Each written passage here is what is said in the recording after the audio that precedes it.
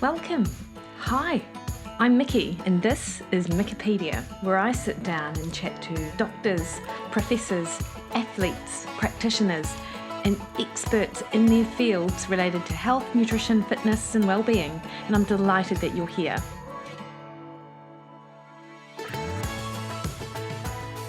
Hey everyone, it's Mikki here. You're listening to Mikkipedia, and this week on the podcast I have returning guest Darren Ellis, strength and conditioning coach and expert, and we talk all about strength training on a fat loss approach and why it is important.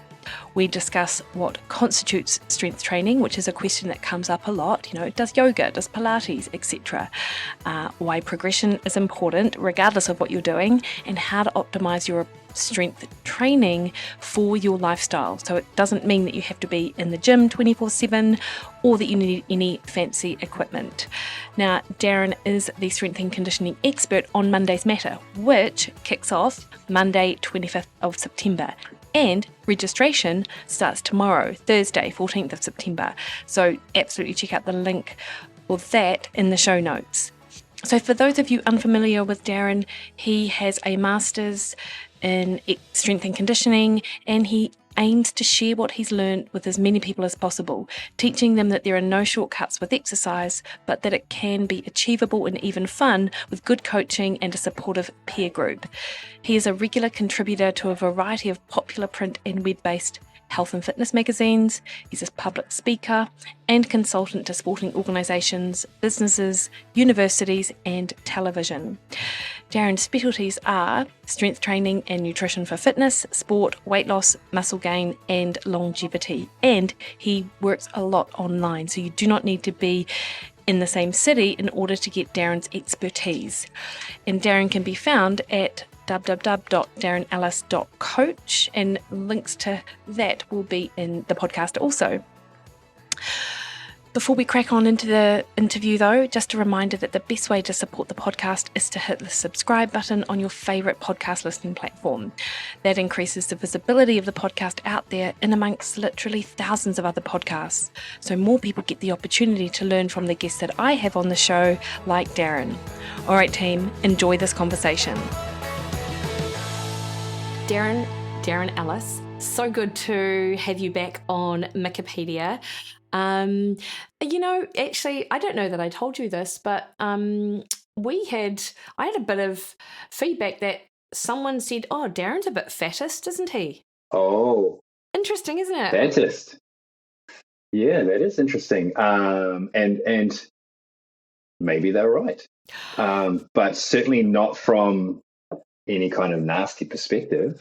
You and I were just talking before you hit record about how sometimes it's uncomfortable to speak the truth, but someone's got to, and it's important.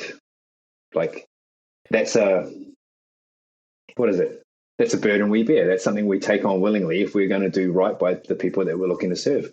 And the fact is that you can't be healthy at any size. You might be healthy at the time, at this particular point in time, but long term, there's not a single bit of scientific data that I'm aware of that proves you can be healthy at any size for your entire life. And so I'm not fattest. I just think that it's proven that having a body composition that is trending towards increasing muscle mass and decreasing body fat, that's not even talking about getting the shreddy six-pack. We're nowhere near that, is going to be better for us.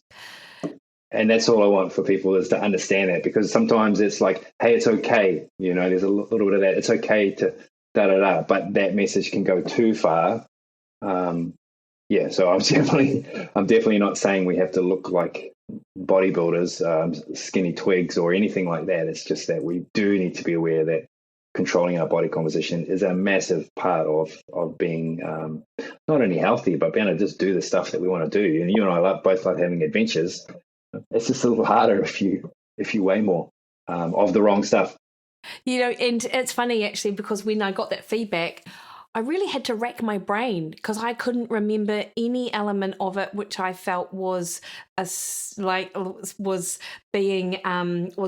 alienating someone in someone with obesity or with overweight, but I think that's just the different perspectives that people sort of have and the lens that they look at it with. And I think with regards to health at every size and long-term health at every size, I did actually write a blog post about this. I mean, I got some feedback too, actually, because I said exactly the same thing, that metabolic health, actually, what the data shows is that it is going to deteriorate faster if you are a person with obesity, even if your blood markers and your biomarkers are good now, 10, 20, 30 years down the line, that's actually not what the science shows, that you are at a greater risk. And, I got pushback from that. Certainly I got emails from people saying, this was really bad for me to read because of my binge eating disorder. And, they're just really, and I really felt for that person. And I felt strongly, that I felt their distress at that knowledge and information. But I think to sort of keep that stuff to ourselves, I think there's a really fine balance, a fine line that we need to sort of navigate, where you don't want people to feel bad about themselves at all. And that's certainly not no one wants to do that. Yet you do have to be honest with people. Yeah, I mean, there's that. It's sort of being empathetic. Yeah. But without. I'm coddling. lacking coddling. That's it. Perfect. Yeah. Because there's too many people out there now saying, "Yeah, it's fine. It's not your fault. Don't worry." Yeah. And I think there needs to be a few more people saying, "It's maybe wasn't your fault up until this point, but now you have the knowledge, you can do something about it." The responsibility, isn't it? It's not your fault, but now it might be your responsibility to sort of do something. Yeah, exactly. And funny, just what you're saying before made me think how, there's a lot of research showing that you only have to lose, if you're overweight, obese, you can lose about 5% of body weight and show massive improvements in blood markers and metabolic health. Yeah. Do you think that maybe is what's helped, like, almost reinforces this idea of healthy at any size? Well, because say someone who's very overweight, they lose 5%, like by the metrics, they're still classified as overweight, but now they're showing all these improved health markers. There you go, they're healthy now. You can stop. And again, I'm just wildly speculating, but I think the fact that you can show that someone can demonstrate improved health while still maybe being categorically in an obese range could have contributed to the, that's enough. But yeah, it's a spectrum. It's a problem with ending on a spectrum. Yeah. This is too far. This is too much. Yes. Like, how do we get people in the middle? And I'm big about the moderation. And we were chatting again before the thing. Like, I love average. Average is actually exceptional. And we find ourselves being marketed to become this, 1%. And it's not really possible for most of us if we've got normal lives. But by the same token, we don't want to go so far the other way. Yeah, no, that's a really great question, Darren. The information that I've sort of seen out there they are these prospective studies, and they don't really consider the weight trajectory of that individual retrospectively. So they're just looking at someone at a point in time, BMI, and then they're looking at how their health what their health trajectory is like across decades, and then that's how they're sort of making their assumptions. But you know what? I mean, the work that you do, like the strength-based work, the stuff that we advocate, like, we know that that is plays such an important role in determining health outcomes and body composition, and also that does of course change how a person's appearance is, because as your body composition changes, muscle takes up less space than fat, so your body looks leaner at the same body weight. Like, all of those things are important regardless of what you weigh. But it was interesting to me that someone would have said that about you as a fattist, because I know certainly that's not, that's sort of not part of your part of like anything that I've seen that you sort of talk about. But it's just no. And sometimes I might say something tongue in cheek, more to make a point. But if I'm ever giving anyone grief, I'm generally giving myself grief or including myself in those behaviors. Yeah. Certainly not looking to fire any nasty shots at anybody. Oh gosh, no. But wanting to also, like I admire you so much for doing, is understanding what is reality and then what can we do about that. We've got to first accept those situations so that we can actually help people move forward. If we dodge the issue, we're just like, I don't know, it's not government helpful. Agencies trying to get train tracks built. Just, and you know what it is? It's about looking for opportunities. Like, hey, this is the state of where we're at now.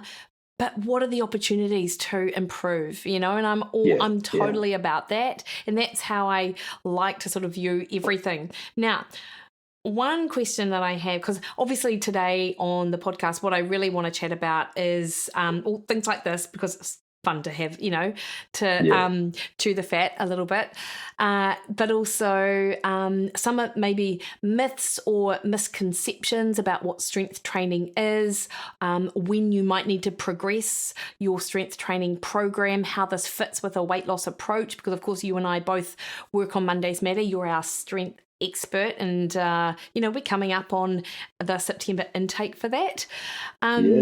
So I mean, I want to chat about all of that stuff, but I do want to start with something that you actually just said before we jumped online, was one of those misconceptions about strength training. And you said that women are often sold that they want lean and long limbs.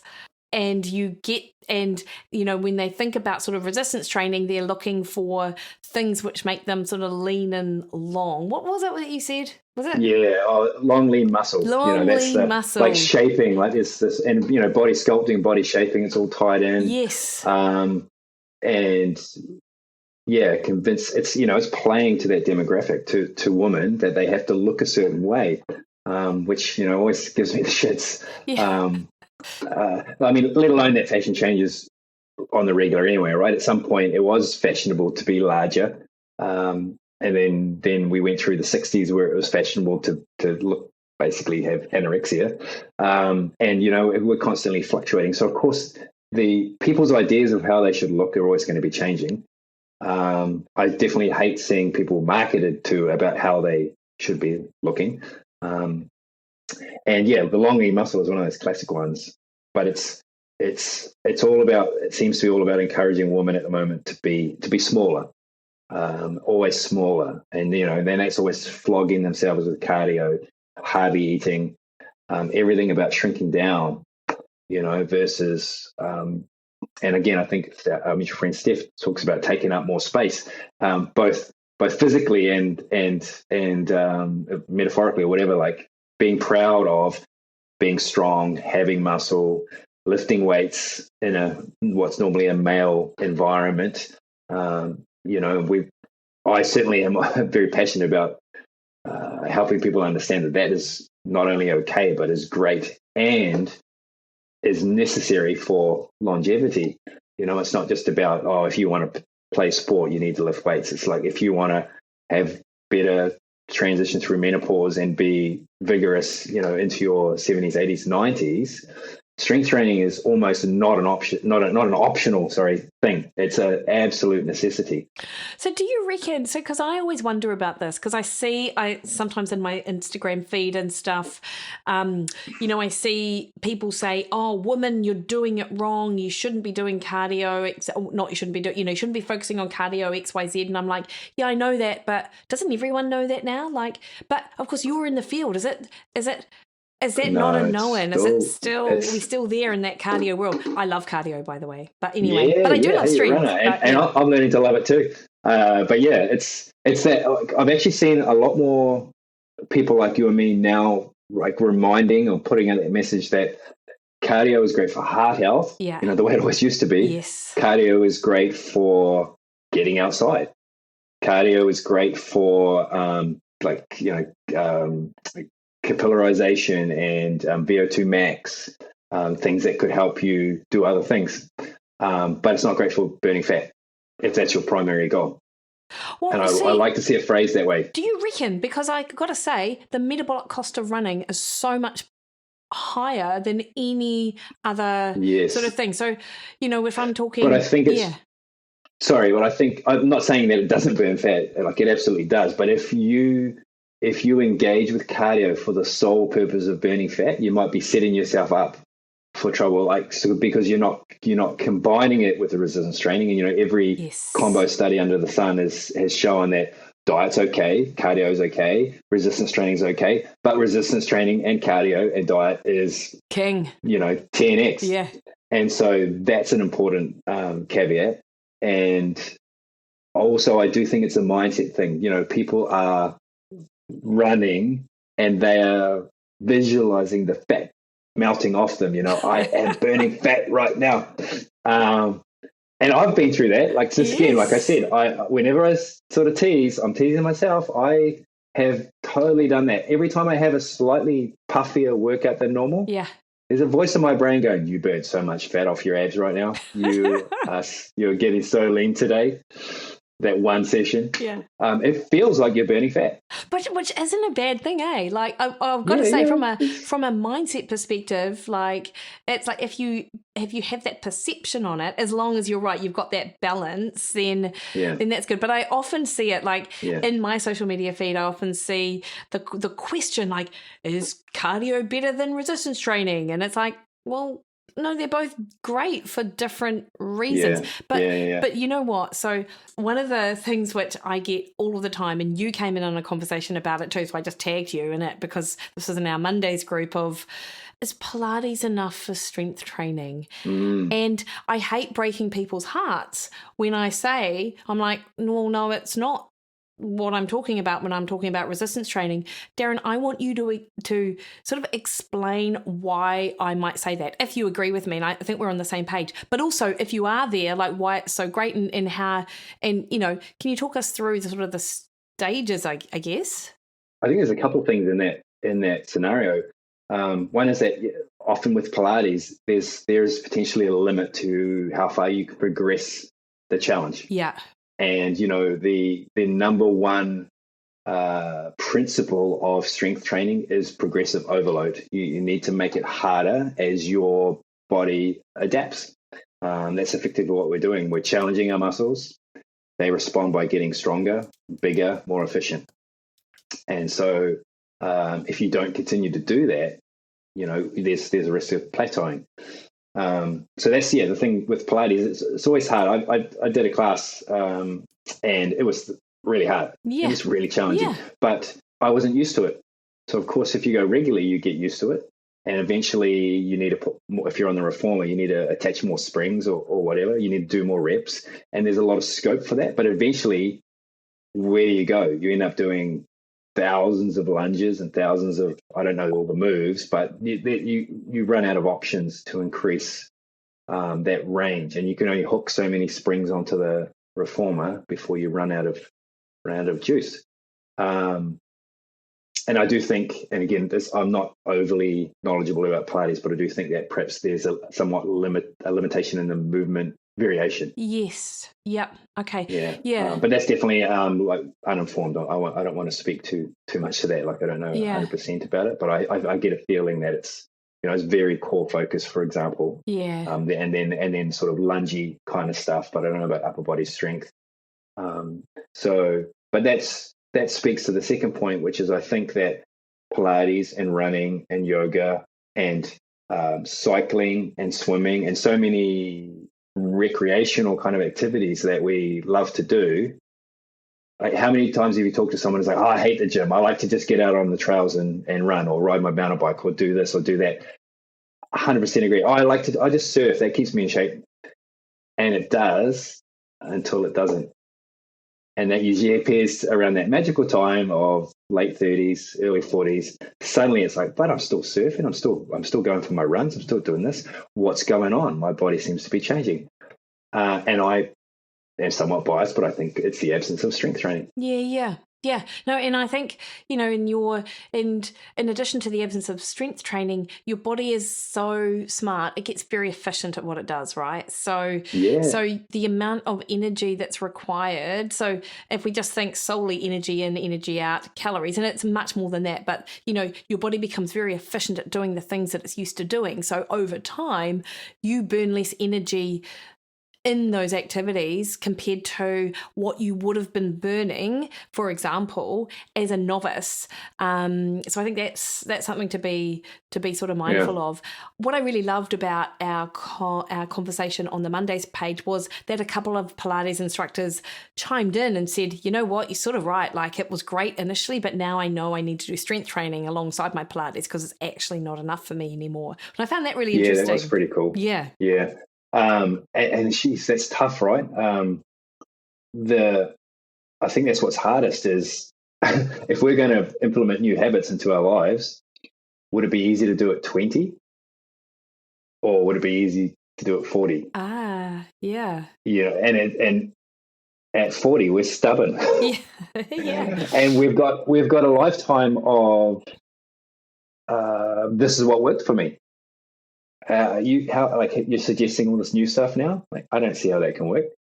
And so we get pushback, and understandable, because I'm suggesting something that is different. And hey, no, Pilates worked for me, or yoga worked for me, or getting out for a surf every second day worked for me. But our bodies are changing as we get older, and so thus the strategies need to change as well. Yeah, and I think the other thing is that we always think about muscle mass and how it relates to body composition with resistance training. But one of the things that I really buy into, and I know you will as well, is the impact of resistance training for bone density. Because, as we age, we have to be functional as well, obviously, and we have to work on balance and flexibility and mobility. But bones we lose bone mass across the decades, and that stimulus of having the muscle pull on the bone as you get when you're lifting heavy things, you're not going to get that, or you're putting load on, not necessarily just lifting heavy things, you're putting load on. You might not get with activities like Pilates or a yoga class, because that's another one that comes up as, is yoga strength training? I feel like I'm, my physique's really great and things like that, but I don't know that it does the same thing either. Yeah. And it's certainly there's got to be aspects of it, and there's different styles. But the chances are that at some point you need to supplement with genuine strength training. And it's interesting, right? There's been a lot of research that's coming out recently showing that you can get as high as like 30 reps and still see some positive stimulus in muscle mass and strength. But I still wonder, the classic strength range is sort of 1 to 6. And I'll usually promote more like 6 to 12, because that's the sweet spot. We're not lifting overly heavy weights, so we can manage, technical demands, safety, confidence around that stuff, but still get enough of a stimulus to drive strength and to drive muscle hypertrophy. But beyond that, I think that, we would exhaust the sort of 20 to 30 rep range pretty quickly, I feel. With experience, because it starts to approach that kind of, and it sounds like we're bagging on Pilates here, but that kind of Pilates type move where, you do lots and lots and lots of reps. I think that's where we would exhaust our potential the fastest, but there's more potential to basically forever in the 6 to 10 kind of range, 5 to 20 even.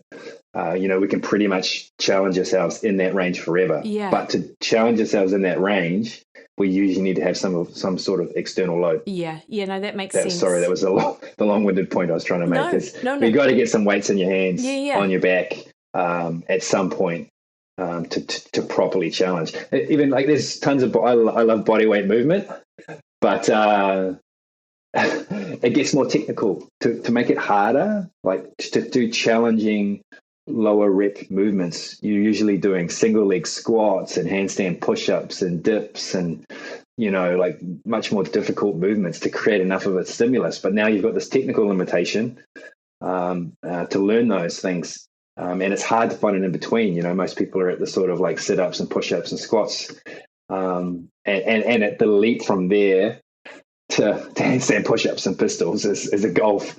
And there's not much in between, or at least it takes a lot more work. Whereas you go to the gym, you've got a nice stack. You just choose the next plate on the stack, or put 1.5 kilos each side of the bar, or choose the next pair of dumbbells.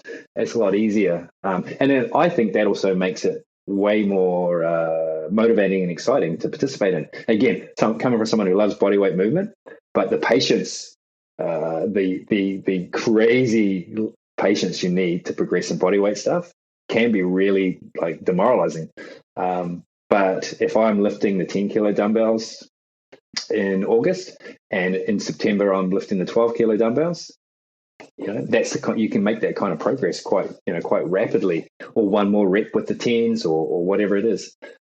So yeah, that's again where I think strength training can offer so much more, because sometimes when you're like, am I actually, this can prove it so easily, and that can really help with that consistency and that adherence. You know, which is the toughest part, right? Yes. The toughest part is doing it. Yeah. And I think, and I think it's I love that, you know, you get out that people get out there and do it, but you're right, it's that progression to continue to improve. That's where I think some people sort of get a little bit not stuck, but it's like, well, I already do this 3 times a week 20-minute thing, and I've been doing it for 2 years and I just love it, which is great for maintaining for a point, but you do need that additional yeah. And right from like some of my earliest days of training in gyms, I can always remember, and it was usually the men, but maybe that was because, again, there weren't as many older women coming to the gym. But I would see these old guys come in, and they would do the exact same routine every time. And they'd be there almost every day, but they'd come in and, you know, they'd go to the XYZ machine, and they'd put exactly 33 kilos on the plate, and they would do 12 reps. And then they would move on to the something else machine, and they would put 22 kilos on that particular plate, like the fourth plate, and they would do extra, and they would do it exactly the same every day. They would never change the weights they did. They would never change the reps they did. And, you know, of course it's better than doing nothing, but their body is basically interpreting that as a walk to the mailbox. Yes. At this point in time. That same 10 years. efficiency. I've been going to the gym every day for 10 years. Why don't you look like it? Certainly they would be less healthy if they weren't, but they're just missing opportunity. And the routine is great, and often I think, you know, perhaps a widower, that routine is very important mentally, having this routine, but gosh, we're just missing a window there with understanding what's required to keep gaining benefit from this stuff. And it's not actually that complicated. It's just try to do a little better each time. So Darren, what about, so, you know, like you for Mondays, you do like a range of programs, you do body weight home and you do gym. Like if someone is stuck in that realm of or maybe they don't even realize they're stuck, but now they're listening to us, they go, oh shoot, that's me. How would they progress if a gym isn't an option for them? Like where do you take, like you're at home, you do body weight training, you enjoy it, but you recognize that it's now time to move on. Are buying weights the only option? Can they use bands? Like what's your take on that? And just start with what you've got. And I'm picturing someone right now, and I think she did one of your programs as well. Shout out, you know who you are if I'm talking about you. She lives on a farm, and a fairly decent distance away from a gym. And when we first started working together, I think she had a pair of 4 kilo dumbbells and a pair of 5 kilo dumbbells. So basically the same ones, you know, and that's all she had. And we started doing a combination of using those dumbbells and some body weight movements. And then one day she says to me, I think I'm going to buy some more weights. And she bought some 7s. And then she bought some 10s. And now she's in the market for a barbell. Interesting. And I think we've been working together. It's got to be coming up on a year now. But yeah, we started with what she had. Yeah. It was challenging. And as she got better, she just added a little bit to the arsenal. and she's slowly building a little home gym. Actually, and when I closed my gym down, I mailed her a pair of my rings. She got a pull-up bar set up. I had a spare pair of rings, so I mailed those to her. And so now she can do like row type movements as well, and assisted pull-ups and some cool stuff as well. So we're building out a cool little home gym for her. But she started with bugger all, and we made it work. Yeah. So that's my, again, long-winded answer. I love them. You can absolutely do more than enough with what you've got. And just understand that at some point, you might need to, progress to the next step. But during COVID, I was lifting backpacks filled with water bottles and books and stuff. You can get quite just to have a look in the garage. What's out there that's heavy? Yeah. You'd be surprised. Just get into the crooks of your elbows a big bag. Squat that, you can deadlift it, you can clean it up, you can press it over your head, you can lie on your back and bench press it, you can bent row it, you can lunge with it. There's tons of movements you could do. Yeah. And slowing down your movements, like, is that another? Absolutely, yeah. So we like to call it tempo. Oh yeah. That keeps us in business. We've got to give it fancy words. That's but true. Moving slower. Yeah. And this is actually an interesting thing. I've been in CrossFit for a long time, where we're speeding everything up, and it was always power output. You go faster, do more work in less time. Power output, we can prove it, mathematically. Slowing it down makes it harder. Making it harder means you get stronger. Oh, sorry, just standing up. I thought that was when I heard that I thought it was the workman had started up outside your door or something. No, that was just my desk. It's the standing desk. Yeah. Oh, if you're gonna put yours up, then I'm gonna put mine up. Although I think I've got a plug in the wrong place. I'm not going to go any higher than that. And that's the thing is, it's just progression, and tempo is a forgotten about variable in progression. If you've only got your 4 kilo dumbbells at home, lift them slower. Yeah. And it seems like almost, surely not. But actually, the muscle almost doesn't recognize the weight on the bar. It recognizes the tension that you're creating with that bar. All right. And that's why bodybuilders are classic. A lot of people would bodybuilders, they look strong, but they're not really strong. And the bodybuilders are like, well, I am pretty strong, but that's not my goal anyway. I don't care about being strong. I'm trying to build my muscle. And they're doing it with relatively less weight than power lifters and Olympic weightlifters are using, because they're using the power of tempo. They're slowing things down. They're putting their mind in the muscle. They're trying to exhaust the muscle in a way with as little, it's actually more advantageous to do it with less weight, less warm-up sets, less work overall. Yes. You can get to that point where you can make this particular weight feel really hard. That's a win. I agree. And do you know what? So I had, I saw somewhere, someone wrote that, post-menopause, and I know that you work with a lot of women, and despite the fact that you are a man, you work with a lot of women, and it's funny, like a lot of people nowadays say, oh no, I can't work with a man because he doesn't understand me as a woman, and it's, I don't know about that, to be fair, but because I prefer working with women because I'm going to say it, you're smarter, you have less ego, you're willing to work harder. Guys are tough. Yeah, that's interesting. Guys are tough. We're children when it comes to this fitness stuff. We don't want to be told. Oh yeah. We think we know it all. I'll happily work with women any day of the week. Yeah. Okay, then so I came across this thing and someone had written that postmenopausal women should not waste their time with rep ranges that extend beyond 1 to 6 reps because they really need to do the real heavy lifting. And I just thought that was so intimidating for menopause, for potentially, if you've never done it before, for an expert to then say, well, you actually should be doing 1 to 5 reps, and it should be hard, and it should be these complex movements. When I just thought that was intimidating. It's a tough one, and I guess certainly if you look at the classic charts that show that strength, like if we're classifying strength and then hypertrophy and then muscular endurance, that's sort of how it's always typically been laid out, and strength always was in that 1 to 6 rep range. And so if you want to get stronger above all else, that is where you probably need to live. But yeah, it comes with a learning curve. And it also takes a physiological learning curve as well. Like, we're not neuromuscularly efficient enough when we're new to strength training to actually benefit from it. And I saw this very early on when I was working with people.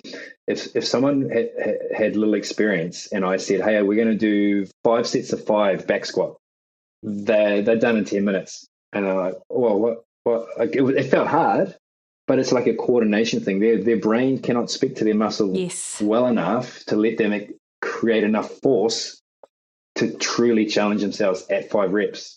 But if we did 12 reps, every rep after that 5, because the muscle is not contracting, the entirety of the muscle, without going too deep into that. It's more like, I used to explain like Christmas lights, where it's sort of like the flicker on and off, and that helps prevent fatigue. Like if you ever had cramp, that's 100% contraction, and that's not pleasant. So the muscle doesn't want to work that way. It's not on or off. It's kind of Christmas lighty. But we can get more of the lights to flash together as we practice training.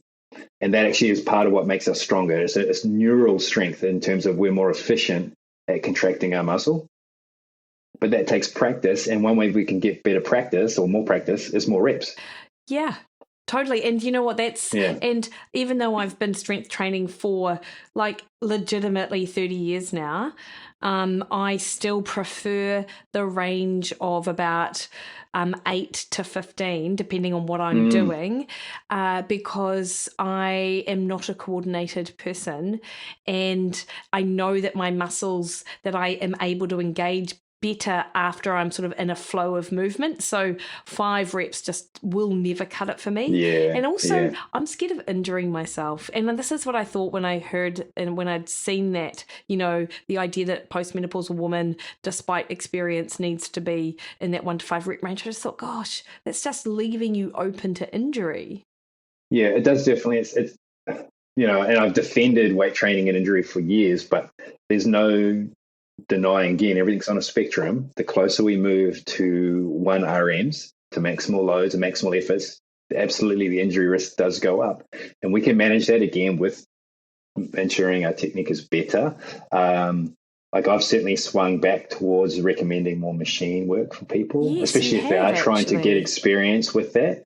So, but not many machines are set up for, 1 rep maxes. I wouldn't recommend it, but certainly trying harder, putting in more effort, you may feel more confident doing it if you have some of the support of a Smith machine or a pad against your back or some kind of control. That might help to getting closer to that 1 to 6 spectrum. But yeah, I don't think that it is really required to go that heavy. You don't need to go that heavy. You'll still see the benefits that are being talked about. Yeah, I think, and that's 6 to 10, 8 to 15, as you spoke of. Absolutely, and that's where I live now too. And I was actually just casually, I was flicking through some of my old programming for the gym I used to own, trying to see when did I stop programming heavy lifts, and it was way back sort of 2016. It seems was when I started really cutting down on 1 RMs. Because I work with general population, and while it's fun to see that top, this is how much I can lift, we don't really need to know that to make the kind of progress that we're after. But it's a massive mindset shift for a lot of people. But even progressing, like if you can do 8, let's pick the bottom rep range for you that you're working with, 8. If you can back squat 8 reps with 40 kilos, and it feels like it's about a 9 out of 10 effort. Yeah. Okay. So you haven't even maxed out at 8. You're going about 90%. That's great. That's going to be challenging. And in 2 months' time, you lift 50 kilos for 8 reps, and it still feels like a 9 out of 10 effort. You're stronger. Yeah. And if we actually tested your max, we would find that has shifted as well. But we don't need to do it to see that. And we've got the data there showing I used to lift 40 and now I lift 50, and it feels as hard as both used to. Great. What tends to happen though is people will lift 40 at 9 out of 10 effort, and then the next week they'll lift 45 at a 9.5 out of 10 effort, and the next week after that they'll lift 50 at a 10 out of 10 effort, and now they're on that razor's edge of injury, and they've also plateaued. What do they do the week after that? Yeah. because they're maxed out, because we can't just increase linearly. We have to kind of dance around it. Yeah. And often if we stay in that kind of 8 to 9 out of 10 effort, we've got a lot more tolerance to make longer progress. Yeah. No, that makes perfect sense. And our mates Cliff and Eric agree with you on the sort of postmenopausal front. They're like, yeah, no, I'm not sure about that. I think there's nothing really, no good data to sort of support those assertions. If you can, it's amazing, but not necessarily. It's interesting, and we started off this chat with a hiss and a roar, talking about being fattest, but maybe I'm not so much fattest as I'm starting to become a bit more performanceist. Yes. And again, that's from seeing the world that I was in, where we were telling people for years, and I was very proud and passionate about saying it's not about how you look, it's about what you can do. And if we focus on what you can do, the stuff about how you look will probably change as well. And because again, we're all somewhat aesthetically driven, but we want to take that mindset away of I'm trying to just change the way I look and take more pride in what my body can do. And it's wonderful. It really is. But like anything, it's on a spectrum once again, and we've suddenly become obsessed with what we can do. Injury rates are going up, almost to the detriment too of how we look. And there's the factors creeping in. I'm seeing people giving themselves a pass on their metabolic health, on their body composition based health, because I can still punch out this Metcon, I can still run pretty fast, I can still lift all this weight.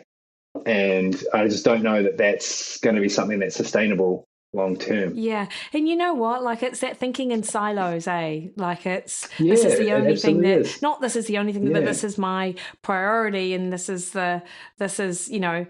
important. So it might be that they're just, people are just worried about that. But also, you're right, sometimes it is just letting yourself off the hook. Like, it doesn't matter that I've got a belly that's, more than half my height, because I can do all of the stuff. And it's like, that is amazing. You can do all of that stuff. But you know what? The fact that your waist circumference is more than half your height could be an issue for your metabolic health. And that's something that you want to be mindful of. Yeah. And it feels like it's okay now, but just down the road. And so that's the juggle, is we've now got to sort of get our heads around how we look and be healthy about our thinking around that, as well as understanding that performance is important. We want to do things. So we're trying to improve our performance, we're trying to improve how we look, and we're trying to improve how we think about how we perform and how we look. Yes. Yeah. All at the same time. Yeah. And bring those all together under the same roof in that sweet moderation area. But it's so tough that always leads to us swinging one way or the other on one or all of them. And that's the challenge. So now, Darren, what is your perspective on this? Like, I've always, like, I rack my brain. I mean, no one's ever going to love everything that they do, right? And I know, but so many people just dislike strength training. What is that even about? Like, is it a fear of failure? Are they not wanting to look silly? Not that I'm saying that they would look silly, but in their head, they're like, oh no, I can't go into a gym. All these other really fit people, and they're like, have you ever sort of scratched your head and went, what is this about? I have multiple theories. Yep. I'll bang out a few real quickly. Yes. One is, absolutely, they're intimidating. And that was what first inspired me to pursue this career, like 100%. I worked in a gym and I saw all the guys in the weight room, no women. All the women on the cardio machines doing inclined treadmill walking. And it was a exact 50-50 split. It was unbelievable. And if a woman did walk into the weights room, it was like that old pump ad where everything stops and all the guys watch you take a drink of water. Yeah. It was horrendous. And it was sort of like, I'm going to change this. I really wanted to change that. So, and I still feel intimidated in gyms. Let's be clear. Sometimes I go in gyms and there's all these big dudes walking around and I'm kind of like, wow. Oh, interesting. They can be yuck. They can be really yucky environments. And sometimes, through no fault of the gyms themselves, it's just sometimes just the way people act in them. So that's tough. The other thing is, I think it can make people spend a little bit too much time with their own thoughts. Yeah, okay. It's a bit more methodical and slow, and you've got to rest and you stop and you're thinking, and then you start stressing about work or home life or how you're actually performing in the gym or how you look to other people in the gym. And so it's too focused a thing. Whereas you can go do a HIIT class, you can't think about anything, or a spin class, or you're in yoga, you're not really able to think because you're surrounded and you're all moving together, and it's very much to the clock, and you're being directed, and so you can switch off. And some people really want to switch off, right? That's what Netflix is for. That's what our phones are for. It's actually to help us jack out of our lives. And so I think a HIIT class is actually helping us jack out of our lives a little bit. And so we'd always prefer that, or I'd rather go for a run. I just think you have a bit more control of your random thoughts that way. Whereas at the gym, this one actually only came to me as we're speaking now. I just think that that's certainly got a potential part to play. People say they don't like it, but what they don't really like is the situation they're in when they are strength training. But it's actually getting in control of that, like making strength training a very mindful and meditative experience. And they always talk about the mind muscle. Put your mind into the muscle, feel the rep, and things like that. It's very bodybuilder type talk, but it's 100% true. And again, Eric would have a lot to say on that. Like it can be very beautiful. I don't know if that's a word, but it's just wonderful to feel your muscles working, right? Yeah. I mean, like if you could add anything to that, but it's often similar with running. When you feel that engine that is you, just basically you're an antelope. You are just one with nature, and you are just crushing it. You're in that flow. That was me this morning, 100%. Was it? Oh, so cool. Yeah. And I agree. So cool. I agree with you. I think that. What animal are you? I always think gazelle, and I'm not, but I do often think like that. And I'm absolutely in the moment. And it's interesting is like when I think about you talking about weight training like that, I think weight training could be it's such a mindful activity because you have to focus on the movement, right? Especially if we're throwing some tempo in, you slow right down, you're really feeling it.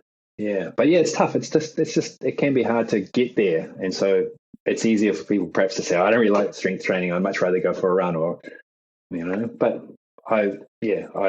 we were talking about marketing, right, and putting ourselves out there earlier. I don't really like that, but I know that I have to if I'm going to be successful. So if you don't really like strength training, but you know that it's going to make you live a healthier, longer, more active and adventurous life, then I know. And you know what? It's a little bit like you like the way it makes you feel, and then over time you just start to enjoy the actual process of it. I think it's like if it matters to you, if it's hard for you now, then just focus on that destination, because over time you're going to start enjoying the journey and enjoying the process. Yeah, and how true is that for so many things, right? Like I went from taking a 0 and for speeches in English class at school, like I just like, give me the 0. I don't like speaking in front of people, and then I get up in front of hundreds of people these days and have no problem at all. But I had to start with fighting through that discomfort to start finding that I actually enjoyed speaking to people. If I just had dodged it because I don't like to do it, we're not going to get anywhere. So I definitely think that's a big part of it. Hey, we talked about Pilates not necessarily being categorized as resistance training in itself, by itself, forever. What's the deal with HIIT training? Because I often get asked this as well. Were you doing a bunch of that body weight training stuff? Does it? What are your thoughts on that? As is HIIT training also resistance training? The problem is everything's been tied with the brush, and it's not always classically HIIT. So HIIT with 2 I's is high intensity interval training. So we're sprinting. We should be sprinting, and most importantly, resting. Okay. Resting. If we don't rest, we can't sprint hard. And whether that's sprinting on a bike or sprinting with weights or with body weight exercise or whatever, but it should be a hard effort followed by a rest, which allows our energy to recover, and then we go again.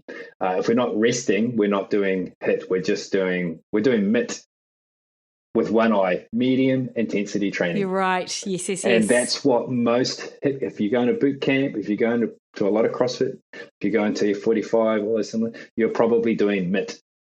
But MIT is hard enough that you might categorize it as high intensity because it's higher than you are used to. It's higher than what most people would do. It feels harder than strength training because again, work and rest. Strength training is actually HIIT in a way, because you're working quite hard, and then you rest. Yeah. So if you are not, I'd say if you're not super used to that kind of training, then HIIT and F45 and BFT and CrossFit will certainly get you stronger. And it's been proven. Like, there's so many people have made that progress, but the programming is so varied. It will depend on where you're getting it from. All the gyms are different, and so they all program a little bit differently. So again, I think you would make progress in the beginning. And I think you would make more progress than you would, if we're talking about strength again, you'll make more progress in Pilates or yoga, because you are actually using weights. But at some point, it seems like there's so many themes coming around the same way, like the healthy at any size. At some point, like, you could be doing great now, but it probably won't last. We need to start circulating back towards classic strength training. And I'm starting to see that a lot of CrossFit gyms now are much more mindful of getting healthier amounts of strength training, like classic strength training, work and rest, and not chucking it all into a circuit. BFT, another common one out there, they have strength only days, which is really cool. And I've seen a lot of people from F45 switching to BFT. Does F45 also have just strength days, or is it a strength focus? Do we even know? I couldn't comment. I think, and I hesitate to get myself into a lawsuit here, but I think they say they're doing strength days, but it's just more cardio. Oh, yeah. With weights. More cardio, Well, if you're wrong, Darren, I'm going to hear about it, and so I'll pass that on. Yeah. I don't know. But again, this is, again, putting myself in that same category when I'm banging, like, I owned the first CrossFit gym in the country. And I'm not saying that there's anything categorically wrong with any of these systems, but we need to be open to seeing how things evolve and evolving with it. I don't mean trends. I mean what is actually working. Because you know how young our science is in this field. We're always figuring stuff out. Yeah. And so, I was an absolute dyed-in-the-wool CrossFit convert, and I've felt that there's some things that we can do better in that and similar areas. And what's funny is that, like the classic lift some weights, do some cardio. So, Darren, obviously you work with me in Mondays Matter, and I'm so pleased to have your expertise in there.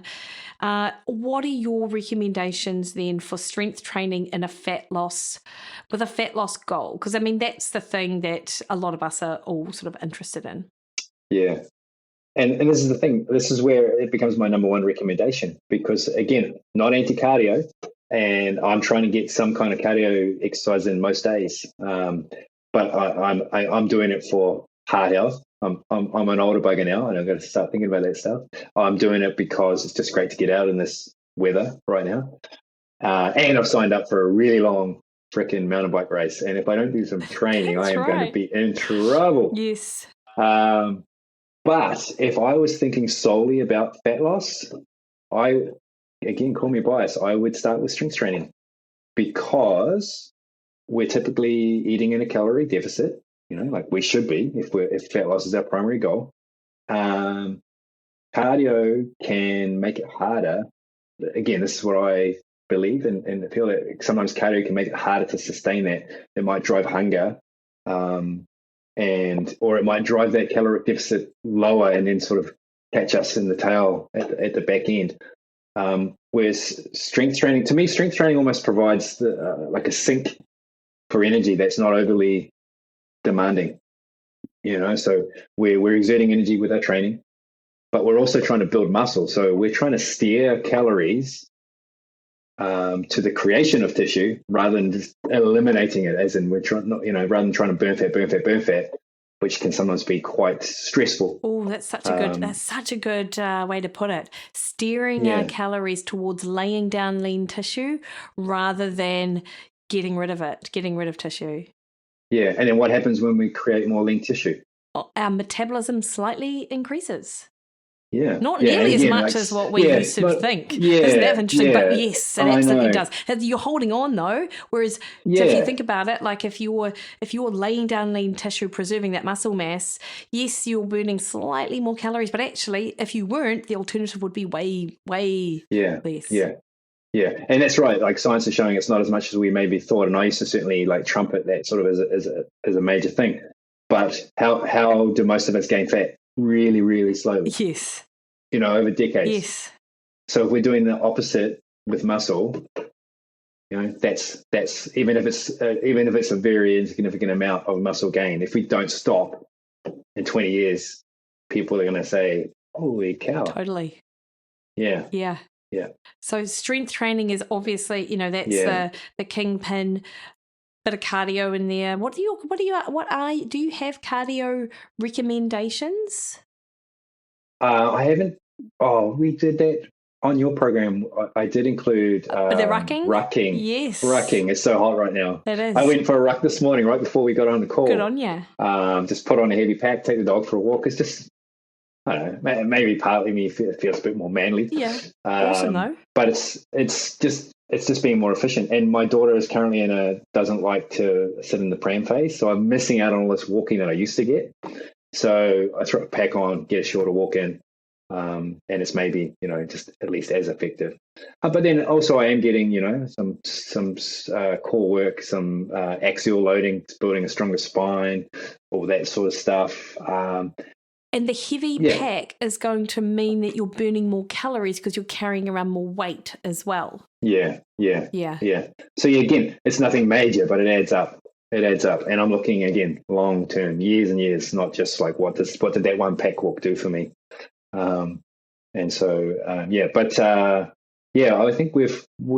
I guess I wouldn't call your plan aggressive, but it's in the sense of the fat loss is people's primary goals. So I've always been cautious of, we don't want to be slamming people with this ridiculous amount of exercise when the diet is the main focus, and still should be your plan or otherwise, right? If fat loss is the goal, it's diet based, 100%. Yeah. We are supporting it with the exercise that we do. We're not trying to make it another big hammer in the toolbox. Yeah. Darren, your step recommendations? Oh, do you have any? I guess so. It's interesting.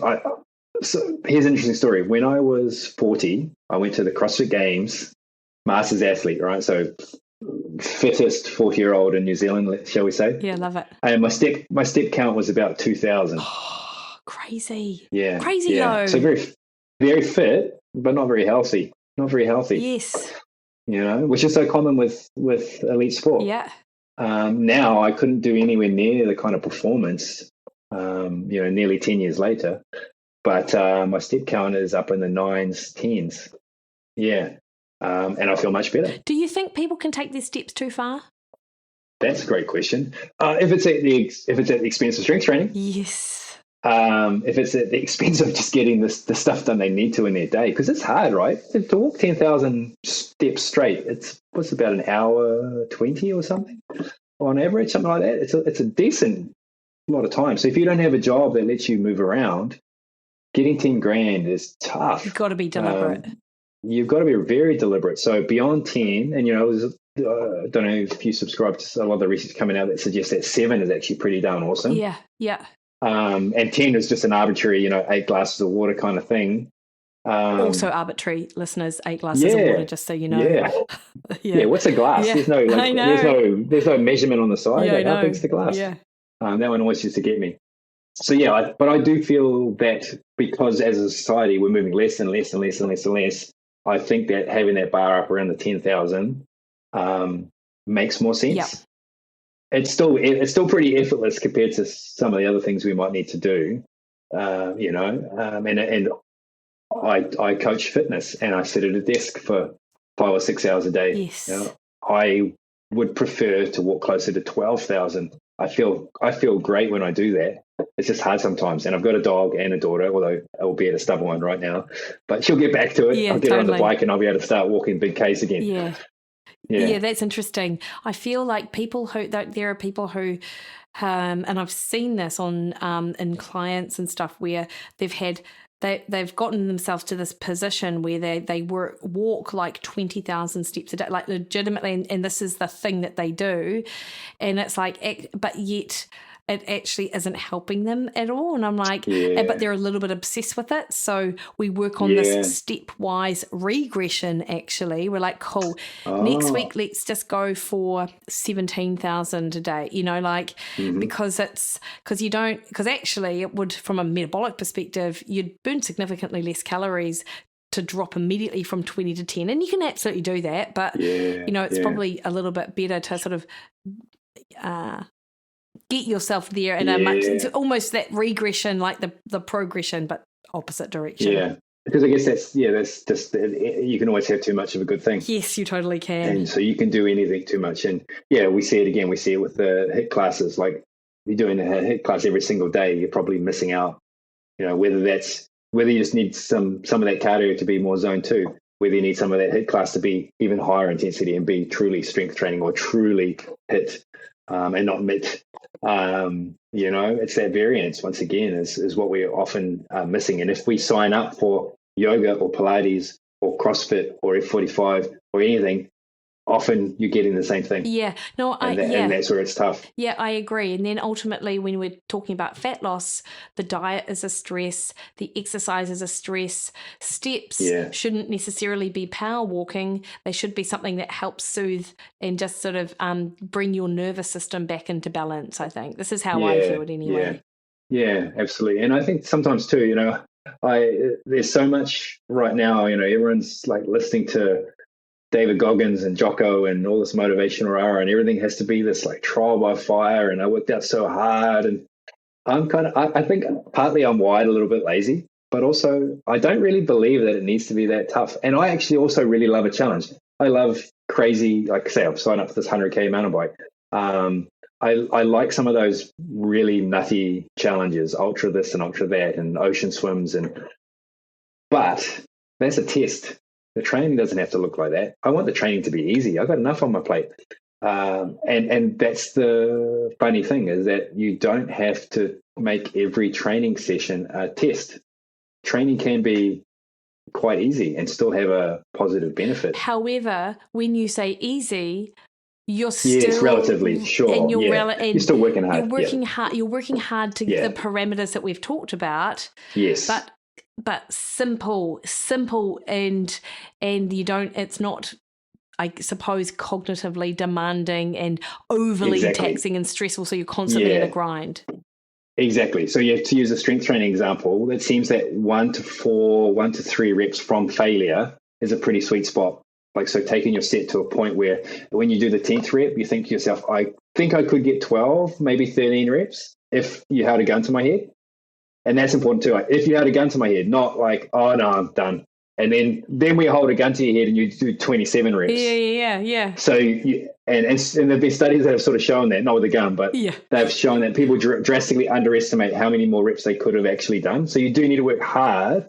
But conversely, when I first started strength training, we would do, 20 leg presses until we couldn't move the stack, and then we'd pull some weight off and we'd do another 20, and then we'd pull some weight off and do another 20, and then we'd crawl over to the squat rack and we'd start doing squats until we got stuck at the bottom, and then your mate would lift you up, pull some weight off, and you do some more, and you go outside and you'd vomit. Oh, it's like me after a jolly workout. Oh yeah. Just kidding. And but there's nothing like, again, that's a test, but I was doing that every day, and that was what we were told. I remember my first coach said it's the how do you say it? Like the reps when you're doing a workout, it's the reps after you fail that count. Oh yeah. Oh yes. So you go to failure, right? Then you do forced reps and negatives, and your mate helps you, and you do drop sets down the stack, and you are digging this massive hole. It's amazing. Into your recovery. But when you're 20, your capacity is huge. So I absolutely could do that. Seriously, bulletproof. Imagine being 20 again, Darren. How old are you? Oh my God. 48. Yeah, imagine that, man. Can't even. Actually, wouldn't want to. Yeah. Hey, Darren, we've got to wrap this up. Yeah. So tell me. So obviously, you're in Mondays Matter. Mondays Matter, we're kicking off late September. You guys would have been hearing about it now, I'm pretty sure. And there'll be a bit of a bonus with Darren as well. So not only is he in the program, but I'm going to talk him into doing an early bonus chat about strength and how to set it up. Fantastic. Yeah. Awesome. Can't wait. Where can people find you? And are you taking one-on-ones right now? Like, what's the gig? What's the deal? You got a full couple of sketch. spaces. Oh, good. Yeah. Good. You'd have to impress me. You have to tell me. You have to be willing to do reps after the set is done. You have to be willing to die for me, and all the stuff that I said wasn't important. No. I do have a couple of spaces. Cool. DarrenEllis.coach. DarrenEllis.coach. Instagram, or that's also the website. Amazing. Awesome, Darren. Hey, thanks so much. Always so great to chat. Love it. Great yarns, Mikki.